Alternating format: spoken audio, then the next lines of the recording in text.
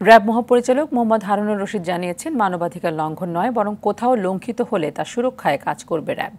দুপুরে বাহিনীর সদর দপ্তরে দায়িত্ব গ্রহণ করার পর সাংবাদিকদের সঙ্গে মত বিনিময়ে এসব কথা বলেন তিনি।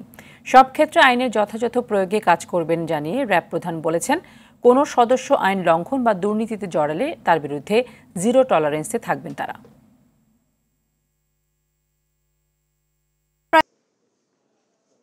এই দুর্নীতিতে কোনো আমার এই র্যাব ফোর্সেসের কোনো সদস্য যাতে দুর্নীতিতে না জড়ায় সেজন্য তাদেরকে বলা হয়েছে যে যদি কারো বিরুদ্ধে এরকম কোনো অভিযোগ পাওয়া যায় তাহলে তার বিরুদ্ধে সর্বোচ্চ আইনগত ব্যবস্থা গ্রহণ করা হবে।